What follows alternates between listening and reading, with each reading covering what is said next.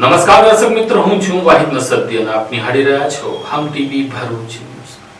હવે નિહાળીશું આજના મુખ્ય સમાચારો. અંકલેશ્વરની ટ્રાફિક સમસ્યાના નિવારણ માટે શહેરના 3 રસ્તા સર્કલ નજીકના શાકભાજી માર્કેટના દબાણો પાલિકાની દબાણ શાખાની ટીમ દ્વારા આજે દૂર કરવામાં આવ્યા હતા.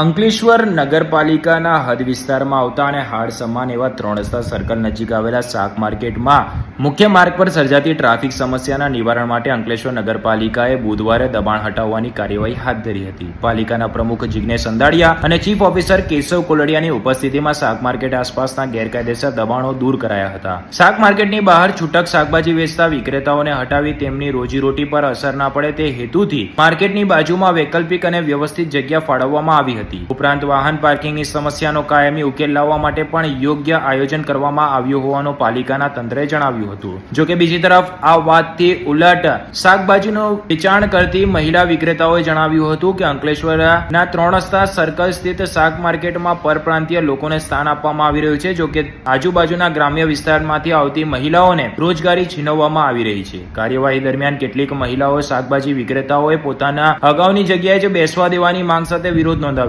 મહિલાઓએ નગરપાલિકા કચેરીએ પહોંચી રજૂઆત પણ કરી હતી. જોકે આ મુદ્દો પાલિકા માટે પણ લોખંડના ચણા ચાવવા બરાબર જેવી સ્થિતિ સર્જાઈ હતી. કારણ કે એક તરફ ગરીબ મહિલાઓને અને પોતાના મહેનતથી આત્મનિર્ભર બનેલ મહિલાઓના રોજગારીનો પ્રશ્ન હતો, બીજી તરફ શહેરનો સૌથી જટિલ એવા ટ્રાફિક જામની સમસ્યાનો પ્રશ્ન હતો. જોકે આ વચ્ચે જે પ્રકારે બુલડોઝર દ્વારા કાર્યવાહી કરવામાં આવી તેનાથી વિપક્ષે પણ નારાજગી દર્શાવી હતી. સંજયનગર તરફ જતા માર્ગ પર પણ ગેરકાયદેસર રીતે શાકભાજીનું વેચાણ કરતા લારી ચાલકોને હટાવવામાં આવ્યા હતા. પાલિકાની ટીમે જેસીબી મશીનની મદદથી દબાણો દૂર કરી માર્ગને ખુલ્લો બનાવ્યો હતો, જેથી વાહન વ્યવહાર વધુ સુગમ બની શકે. આ મુદ્દે અંકલેશ્વર નગરપાલિકાના પ્રમુખ જિગ્નેશ અંદાડિયાએ ટ્રાફિક સમસ્યાના કાયમી નિરાકરણ માટે કાર્યવાહી જરૂરી હોવાનું જણાવ્યું હતું. જ્યારે વિરોધ પક્ષના નેતા જહાંગીર ખાન પઠાણે પણ સમગ્ર મામલે પોતાની તીખી પ્રતિક્રિયા વ્યક્ત કરી હતી. જોકે નોંધનીય બાબત એ છે કે દબાણ હટાવવાની કામગીરી જ્યારે થઈ ત્યારે આ કામગીરી માત્ર અંકલેશ્વર શહેરના 3 રસ્તા સ્થિત શાક માર્કેટમાં જ નહીં પરંતુ શહેરભરમાં થવી જોઈએ તેવી ચર્ચાએ પણ જોર પકડ્યું હતું. ટ્રાફિક જામની સમસ્યા ચૌટા બજારથી લઈને 3 રસ્તા સર્કલ સુધી પણ સર્જાય છે. પિરામણ નાકા ઉપર પણ અનેકવાર ટ્રાફિક જામના દ્રશ્યો સર્જાય છે. રેલવે સ્ટેશનના બહાર નીકળો તો ત્યાં પણ અનેક દુકાન બહાર દબાણો જોવા મળે છે.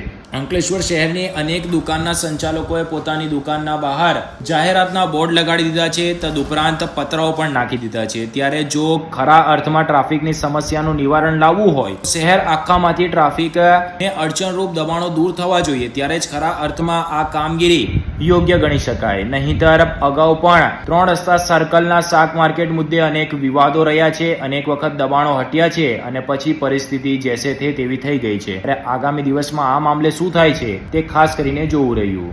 આજે તમે મારી જોડે જોઈ શકો છો કે આજે આ બધી બહેનો આંદોલન પર ઉતરી છે.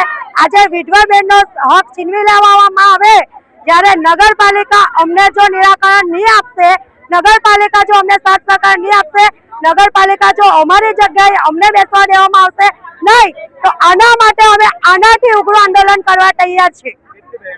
આમાં અમે 80 થી 70 લેડીઝ બહેનો છે.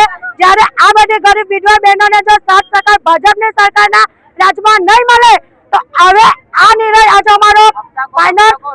આજે હપ્તાખોરી બી અહીંયા વસૂલવામાં આવે છે, એ બી બધું બંધ કરવામાં આવે ને આજે અમને અહીંયાથી ન્યાય મળવો જ જોઈએ. ચોક્કસપણે અમને ન્યાય મળવો જોઈએ કે આજે અમે જ્યાં વર્ષોથી ધંધો કરતા આવ્યા છે ત્યાં અમને જગ્યા આપવામાં આવે. જો અમને અહીંયા જગ્યા આપવામાં નહીં આવશે તો અમે આનાથી ઉગ્ર આંદોલન કરવા તૈયાર છીએ. અમે કલેક્ટર ઓફિસની રજૂઆત કરી છે, મામલેદાર સાહેબને બી ઓફિસ કરી છે. હજુ અમારું કોઈ નિરાકરણ આવ્યું છે નથી. અમારી માંગ એટલી જ છે કે અમે જ્યાં વર્ષોથી ધંધો કરવા આવ્યા છે, જ્યાં બેસીએ છીએ ત્યાં અમને બેસીને ધંધો કરવા દે. જો અમારી રજૂઆત નહીં સાંભળશે તો નગરપાલિકા આ બધી બહેનોને નોકરી આપે. નગરપાલિકાની અંદર જો તાકાત હોય તો નગરપાલિકા બધી વિધવા બહેનોને 50,000 રૂપિયાની નોકરી આપે તો અમે કાલથી અમારા ઘરે બેસી જશું. જો અમારી માંગ પૂરી કરવામાં નહીં આવે તો અમે આનાથી ઉગ્ર આંદોલન કરવા તૈયાર છીએ. ભારત દેશની અંદરમાં મુગલ સલ્તનતે રાજ કર્યું, પછી અંગ્રેજો આવ્યા. હવે આ કાળા અંગ્રેજો આપણા પર જે ગરીબ લોકો પર કાળું દમન કરી રહ્યા છે. કારણ કે ગરીબો લોકો જાય તો કાં જાય, યુપી બિહારથી આ કાળા ભૂંગળા જોઈને લોકો ઉતરી પડેલા.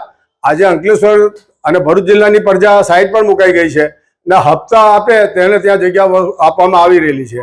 આજે શાક માર્કેટ છે, ખેત મજૂરો અંકલેશ્વર ભરૂચ જિલ્લાની આજુબાજુના તમામ લોકો લારી ગલ્લાઓ અને શાકભાજીની ટોપડીઓ લઈને પોતાનું જીવન ગુજારવા માટે 3 રસ્તા સર્કલ ઉપર આવે છે અને એ રોજીરોટીથી એમના બાળકો ભણે છે, પોતે જીવન નિર્ભર થાય છે.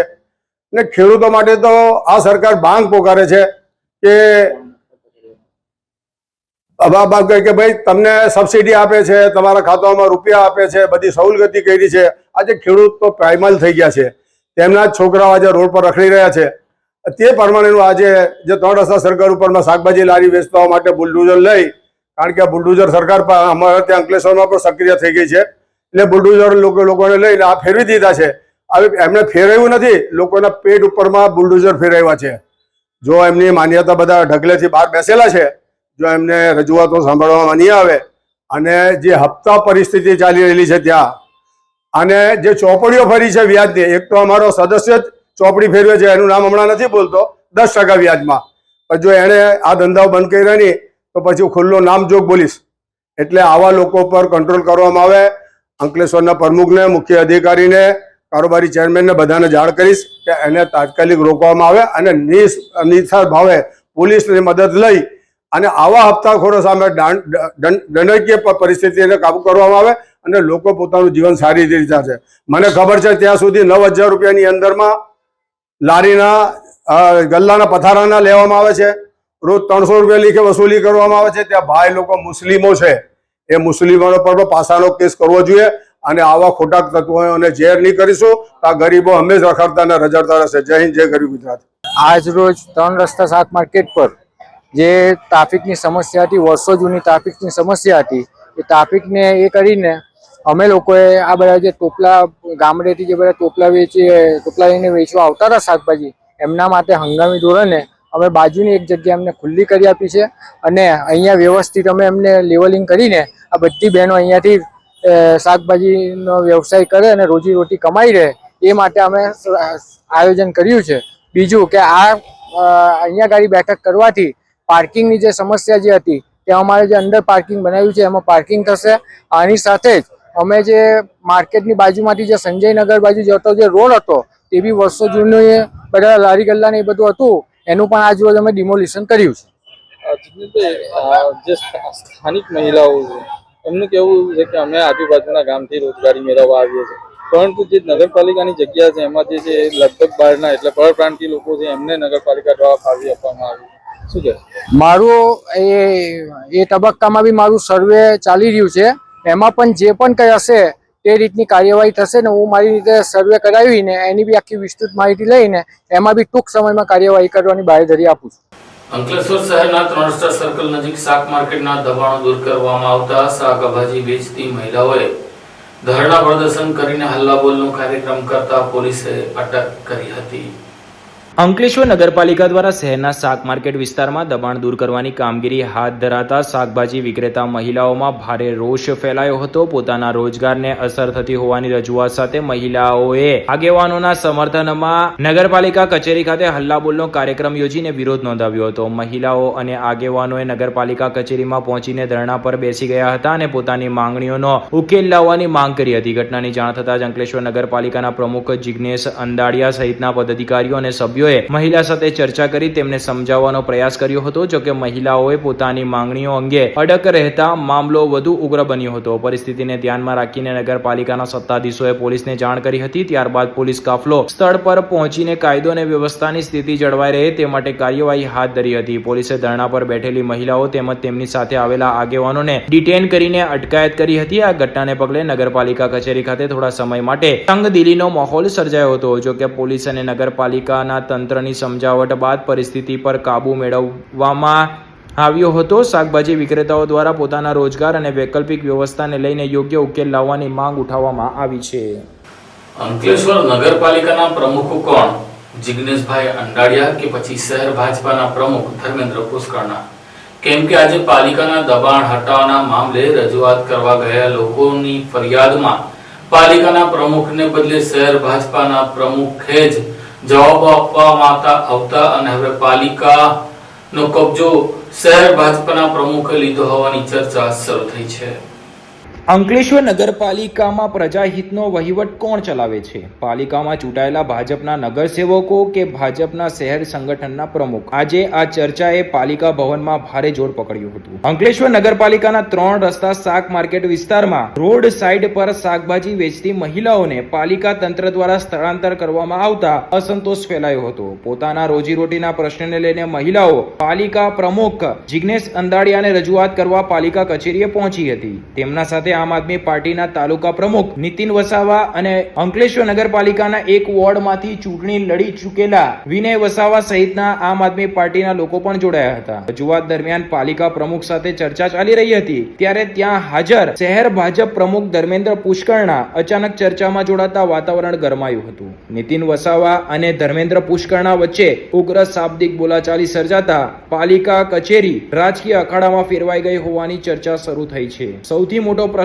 એ છે કે પાલિકાના વહીવટ અને જનહિતના પ્રશ્નોની ચર્ચા દરમિયાન શહેર ભાજપ પ્રમુખની ભૂમિકા શું હતી? પ્રજાના પ્રશ્નો સાંભળવા અને તેનો ઉકેલ લાવવાની જવાબદારી ચૂંટાયેલા પાલિકા પ્રમુખ અને વહીવટી તંત્રની હોય છે, કારણ કે લોકોએ મત આ ચૂંટાયેલા નગરસેવકોને આપ્યા છે. ત્યારે કોઈ રાજકીય સંગઠનના હોદ્દેદારો દ્વારા સીધી દખલગીરી યોગ્ય ગણાય કે નહીં તે અંગે પણ ચર્ચા શરૂ થઈ છે. અત્રે ઉલ્લેખ કરવો રહ્યો કે ઘટના જે બની તે અંકલેશ્વર નગરપાલિકા હદ વિસ્તારમાં હતી અને કાર્યવાહી પણ અંકલેશ્વર નગરપાલિકા દ્વારા કરવામાં આવી હતી. ત્યારે જો તમામ મુદ્દાઓ અંકલેશ્વર નગરપાલિકાને લાગતા હોય તો પછી તેમાં ભાજપના શહેર પ્રમુખની ભૂમિકા શું? જો કોઈ વિરોધ પક્ષનો પ્રતિનિધિ પ્રજાના પ્રશ્નોને લઈને રજૂઆત કરવા આવે તો તેનો જવાબ આપવાની જવાબદારી પાલિકા પ્રમુખની હોય છે. પરંતુ અહીં તો ભાજપ સંગઠનના શહેર પ્રમુખ પોતે જ મેદાનમાં ઉતરી પડતા એવો સવાલ ઉભો થયો છે કે શું હવે પાલિકાના નિર્ણયો અને વહીવટમાં સંગઠન સીધો હસ્તક્ષેપ કરી રહ્યું છે? આ ઘટનાએ બીજી એક ચર્ચાને પણ જન્મ આપ્યો છે. શું નવનિયુક્ત પાલિકા પ્રમુખ જિગ્નેશ અંદાડિયા પ્રજાના પ્રશ્નોને સમજવા અને તેનો જવાબ આપવા સક્ષમ નથી કે પછી સંગઠનના નેતાઓએ પાલિકાના વહીવટ પર અઘોષિત નિયંત્રણ સ્થાપિત કર્યું છે? જો નીતિન વસાવાએ કે પછી અન્ય કોઈક પક્ષના આગેવાનો કે પછી કાર્યકર્તાઓએ પાલિકા પ્રમુખની કચેરીમાં ઉગ્રતાપૂર્વક રજૂઆત કરી હતી તો તેનો જવાબ આપવાની જવાબદારી પણ અંકલેશ્વર નગરપાલિકા પ્રમુખની જ હતી, કારણ કે લોકોએ તેને ત્યાં ચૂંટીને મોકલ્યા છે, તેમને મતો આપ્યા છે, ન કે કોઈ પક્ષના પ્રમુખને. પ્રજાના પ્રશ્નોનો ઉકેલ શોધવાને બદલે રાજકીય ટકરાવ અને દખલગીરીના દ્રશ્ય સામે આવતા નાગરિકોમાં પણ અસંતોષ જોવા મળ્યો હતો. પાલિકાના ચેમ્બરમાં સર્જાયેલા ઘટનાક્રમે શહેરમાં અનેક ચર્ચાઓને વેગ આપ્યો છે અને એક જ પ્રશ્ન લોકો પૂછતા જોવા મળી રહ્યા છે કે પાલિકા ચલાવે છે કોણ? ચૂંટાયેલું તંત્ર કે પછી રાજકીય સંગઠન? અત્રે નોંધનીય બાબત એ છે કે ભાજપ પોતાને શિસ્તબદ્ધ પાર્ટી ગણાવે છે, ત્યારે આ શિસ્તબદ્ધ પાર્ટીના નેતાઓ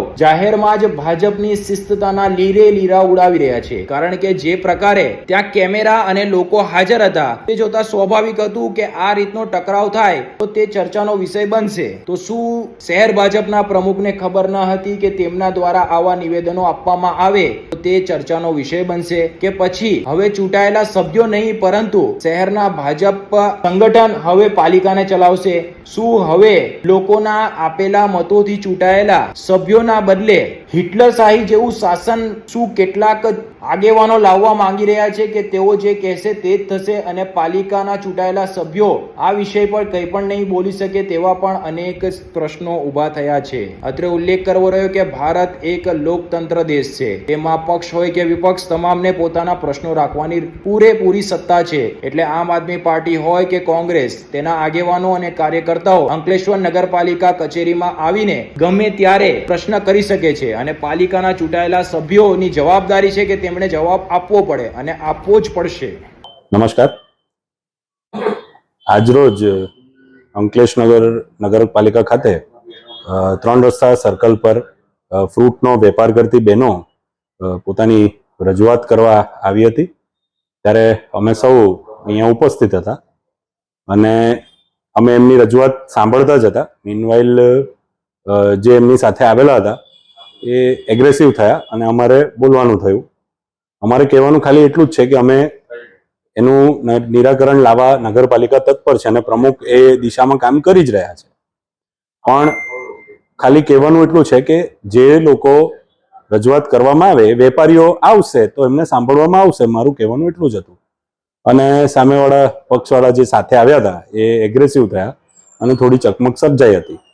પરંતુ અમે જે પણ આ બહેનો છે એમનું સારું કરવા માટે અમે કટિબદ્ધ છે અને એમનું સારું થશે એવું નિશ્ચિત છે અને અમે એ દિશામાં કામ કરી રહ્યા છે. સ્કૂલો ફરી શરૂ થઈ રહી છે. નવી ક્લાસ, નવા પુસ્તકો, નવી આશાઓ. પણ શું તમારા બાળકની સ્કૂલ બેગ પણ નવી છે? જો નહીં તો હવે ચિંતા કરવાની જરૂર નથી, કારણ કે અંકલેશ્વરની જાણીતી કિસ્મત લગેજ લઈને આવી છે ધમાકેદાર સ્કૂલ બેગ એક્સચેન્જ ઓફર. હવે તમારા બાળકની જૂની સ્કૂલ બેગ લઈને આવો અને મેળવો પહેલેથી ચાલી રહેલા 25% થી 45% સુધીના ડિસ્કાઉન્ટ પર વધારાનું 10% એક્સચેન્જ ડિસ્કાઉન્ટ. કિસ્મત લગેજ ખાતે મળશે 250 રૂપિયાથી લઈને 2500 રૂપિયા સુધીની અદ્યતન ડિઝાઇન વાળી મજબૂત અને બ્રાન્ડેડ સ્કૂલ બેગનો વિશાળ સંગ્રહ. અમે માત્ર વેપારી જ નહીં પરંતુ જાતે બેગ મેન્યુફેક્ચરર પણ છીએ, એટલે તમને મળશે શ્રેષ્ઠ ગુણવત્તા, વ્યાજબી ભાવમાં અને ખાસ વાત, વિવિઝા કંપનીની પસંદગીની બેગ પર 18 મહિનાની ગેરંટી પણ. અને હા, 2 સ્કૂલ બેગની ખરીદી કરો અને કિસ્મત લગેજની ઇન્સ્ટાગ્રામ આઈડી ફોલો કરો અને મેળવો એક આકર્ષક શોપિંગ બેગ બિલકુલ મફત. આ વિશેષ ઓફર માત્ર આજથી 15 જૂન સુધી જ માન્ય છે. કિસ્મત લગેજ, સિટી રેલવે સ્ટેશન પાસે, જૂના એસટી ડેપો સામે, સ્ટેશન રોડ, અંકલેશ્વર. કિસ્મત લગેજ, જ્યાં મળે ક્વોલિટી, સ્ટાઇલ અને બચત. કિસ્મત લગેજ, સ્કૂલ બેગ ખરીદવાની સાચી જગ્યા. વધુ માહિતી માટે સ્ક્રીન ઉપર આપેલા નંબર પર સંપર્ક કરો.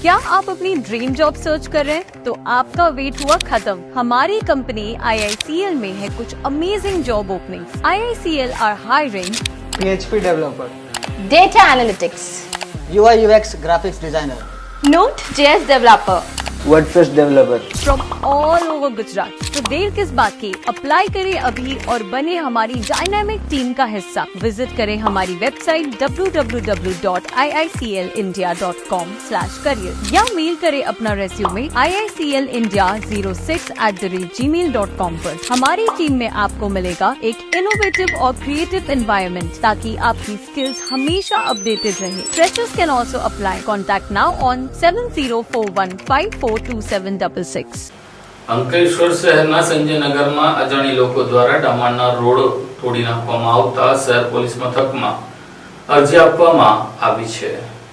અંકલેશ્વર નગરપાલિકાના વોર્ડ નંબર 4 માં આવેલ સંજયનગરમાં પાલિકાની મંજૂરી કે સત્તાવાર પરવાનગી વગર રોડ ખોદી નાખવામાં આવ્યો હોવાના આક્ષેપ સાથે પાલિકા પ્રમુખે આ મામલે પોલીસમાં અરજી કરતા મામલો ટોક ઓફ ધી ટાઉન બન્યો છે. વોર્ડ નંબર 4 ના ભાજપના સભ્ય વિશાલ ચૌહાણના ધ્યાને આવ્યું હતું કે નગરપાલિકા દ્વારા બનાવવામાં આવેલ રોડ કોઈક પણ સત્તાવાર પરવાનગી વગર જેસીબી મશીન વડે ખોદી નાખવામાં આવ્યો છે. તેમણે નગરપાલિકાના ચીફ ઓફિસરને લેખિત ફરિયાદ કરી છે. ફરિયાદમાં જણાવ્યું હતું કે આ કામગીરી વિરોધ પક્ષના ચૂંટાયેલા સભ્ય અલ્પા પરમારના પરિચિતો દ્વારા કરવામાં આવી છે. સરકારી સંપત્તિને નુકસાન પહોંચાડવું અને મનસ્વી રીતે જાહેર માર્ગ ખોદી નાખવો એ ગુનો બને છે. આ બાબતની ગંભીરતાને ધ્યાને રાખીને પાલિકાના પ્રમુખ જિગ્નેશ અંદાડિયા, બોર્ડના સભ્ય વિશાલ ચૌહાણ અને રાહુલ વામજાએ સ્થળ તપાસ કરી હતી. તેમણે આ અંગે તપાસના આદેશો આપ્યા હતા અને એ ડિવિઝન પોલીસ મથકે અરજી દાખલ કરી હતી. બીજી તરફ સ્થાનિકોનું કહેવું છે કે આ વિસ્તારમાં આરસીસી રોડ બનાવવામાં આવ્યો હતો, જેના ઉપર ડામર પથરાયો હતો. રોડ પર ખાડા પડી જતા સ્થાનિકોને મુશ્કેલી પડી હતી. તેમણે નગરપાલિકામાં મૌખિક રજૂઆત કરી હતી. ત્યારબાદ નગરપાલિકાના જેસીબી વડે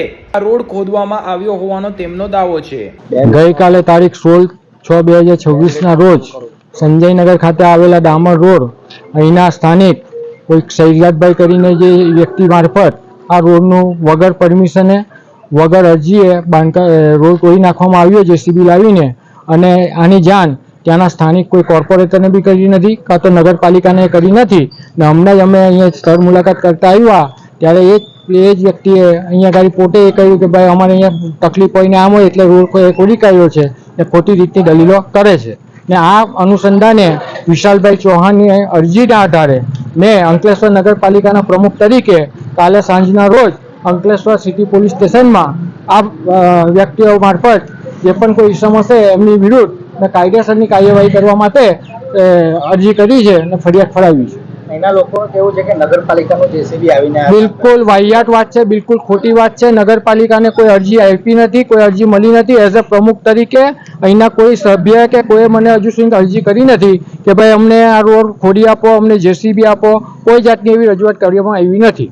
જો કે આ મામલે નોંધપાત્ર બાબત એ રહી હતી કે જ્યારે આ સમગ્ર મામલો સામે આવ્યો ત્યારે અંકલેશ્વરના સંજયનગરના વિસ્તારના લોકો પણ તે જગ્યાએ એકત્ર થયા હતા. અંકલેશ્વર નગરપાલિકાના સત્તાધીશો ત્યાં હાજર હતા અને તેમણે આ મામલે રજૂઆત કરી હતી કે તેમના વિસ્તારમાં પાણી ભરાવવાની સમસ્યા છે. જો કે તેનો પ્રત્યુત્તર આપતા એક નગરસેવકે રાહુલ વામજાએ જણાવ્યું હતું કે મારા ઘર પાસે પણ પાણી ભરાય છે અને પાણી આવે તો ભરાય તો ખરી જ ને. તેમણે આ પ્રકારનું નિવેદન આપતા તે પણ સોશિયલ મીડિયા ઉપર વાયરલ થયું હતું. એક નગરસેવક આ પ્રકારનું નિવેદન આપે એ ઘણી ગંભીર અને નોંધ લેવા જેવી બાબત છે. પાણી ભરાય છે અને તેનો ઉકેલ લાવીશું તેવા નિવેદન હોય તો તે ગળે પણ ઉતારી શકાય, પરંતુ પાણી હોય એટલે ભરાય તેવા નિવેદન આપવા તે કેટલા અંશે યોગ્ય ગણી શકાય. લોકોએ અંકલેશ્વર નગરપાલિકાની ચૂંટણીમાં ઉમેદવારી કરનાર લોકોને ખોબે ખોબા મતો આપી પાલિકાની ખુરશીઓ ભરવા માટે નથી મોકલ્યા. તેમણે આવા પ્રશ્નોનો ઉકેલ આવે તેના માટે જ મોકલ્યા છે. અરે આ પ્રકારના નિવેદન આપવા કે પાણી હોય તો ભરાય જ, પાણી આવે તો ભરાય જ, આ પ્રકારના નિવેદન કેટલા અંશે યોગ્ય ગણી શકાય? આ તો એવી વાત થઈ કે કોઈક વ્યક્તિના ઘરે ચોરી થાય અને તે ચોરીની ફરિયાદ કરવા પહોંચે ત્યારે તેમને કહેવામાં આવે કે ઘરમાં પૈસા હોય તો ચોરી થાય જ. આ પ્રકારના નિવેદનો કેટલા અંશે યોગ્ય ગણી શકાય? હજારો લોકોના મતોથી ચૂંટાયેલા નગરસેવકોએ જાહેરમાં અને જ્યારે કેમેરા ચાલુ હોય ત્યારે શું બોલવું તેનું પણ પૂરેપૂરું જ્ઞાન હોવું જરૂરી છે. કારણ કે શહેરમાં ભલે બોલનાર ઓછા છે, પરંતુ જે બોલે છે તે સવાલો તો કરશે જ. આમોદ શહેરના તળાવને સુંદર બનાવવાની કામગીરીમાં કોન્ટ્રાક્ટર દ્વારા લીભાગુ કામ કરવામાં આવતા હોવાની ફરિયાદને લઈને આજે આમોદ નગરપાલિકાના પ્રમુખ, અધિકારીઓ સહિતના પદાધિકારીઓ દ્વારા રૂબરૂ નિરીક્ષણ કરી ખામી દૂર કરવાની સૂચના આપી દેવામાં આવી હતી. આમોદ શહેર ખાતે અંદાજે 6.70 કરોડના ખર્ચે સરકારી ગ્રાન્ટ હેઠળ ચાલી રહેલી તળાવ બ્યુટિફિકેશન કામગીરી અંગે વિવિધ ફરિયાદો ઉચ્ચ કક્ષાએ કરવામાં આવેલી અરજીઓ તેમજ મીડિયામાં પ્રસિદ્ધ થયેલા અહેવાલોના અનુસંધાને આજરોજ આમોદ નગરપાલિકા દ્વારા સ્થળ નિરીક્ષણ હાથ ધરાયું. નગરપાલિકાના મુખ્ય અધિકારી, ઉપપ્રમુખ, કારોબારી ચેરમેન, પાલિકાના સદસ્યો તેમજ ટીપીઆઈ કન્સલ્ટન્ટ્સ એન્જિનિયર એજન્સી તળાવ વિસ્તારની મુલાકાત લઈ કામગીરીનું નિરીક્ષણ કર્યું. સ્થળ તપાસ દરમિયાન અનેક પ્રકારની તકનીકી અને ગુણવત્તા સંબંધિત ખામીઓ સામે આવી. આ તમામ મુદ્દાઓ અંગે સ્થળ ઉપર જ કોન્ટ્રાક્ટરને જરૂરી સૂચના અને સુધારા ગુણવત્તા જાળવવા માટે કડક સૂચના આપવામાં આવી છે. શહેરના નાગરિકોને ગુણવત્તાસભર સુવિધા મળે તે માટે દરેક કામગીરીનું સતત મોનિટરિંગ કરવામાં આવશે. ઉપપ્રમુખે જણાવ્યું હતું કે આગામી ગૌરી વ્રત સહિતના ધાર્મિક અને સામાજિક તહેવારોને ધ્યાનમાં રાખી કામગીરી ઝડપથી અને યોગ્ય ગુણવત્તા સાથે પૂર્ણ કરવામાં આવે તે જરૂરી છે, જેથી નગરજનોને આ વિકાસકારોનો લાભ મળી શકે. આ સ્થળ તપાસથી સ્પષ્ટ થયું છે કે વિકાસકારોમાં પારદર્શિતા અને ગુણવત્તા જળવાઈ રહે તે માટે નગરપાલિકા સતત બની છે અને નગરજનોના હિતને સર્વોપરી રાખી કામગીરી આગળ વધારવામાં આવશે. આજ રોજ આમોદ નગરપાલિકા દ્વારા સરકારશ્રીની 6.69 લાખની જે તળાવ બ્યુટિફિકેશનની જે યોજના છે તેના વિઝિટ માટે પ્રમુખશ્રી, ઉપપ્રમુખશ્રી, કારોબારી અધ્યક્ષશ્રી, મુખ્ય અધિકારી, agency, third party inspection, PMC દ્વારા એની વિઝિટ કરવામાં આવી. ઘણી બધી ફરિયાદો, અરજીઓ, કમ્પ્લેન થયેલી છે, એને પણ ધ્યાનમાં રાખવામાં આવેલું છે.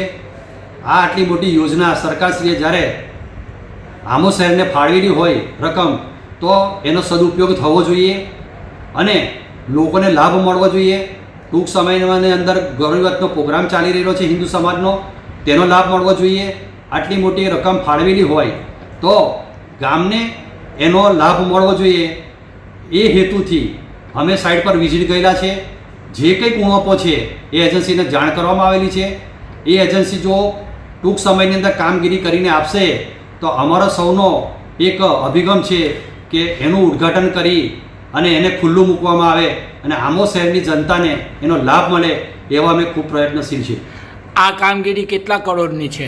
આ કામગીરી 6.70 લાખની કામગીરી છે. એમાં ઘણી ફરિયાદો પણ આવેલી છે, એની તપાસ પણ ચાલી રહેલી છે. અમે કોઈ સંજોગોની અંદર કોઈ ખોટું કામ થયેલું હશે તો એને ચલાવવાના નથી અને એને સુધારણા પર કરી અને ગામના હિત માટે, એને ઉપયોગ માટે અમે કાર્યરત કરીશું.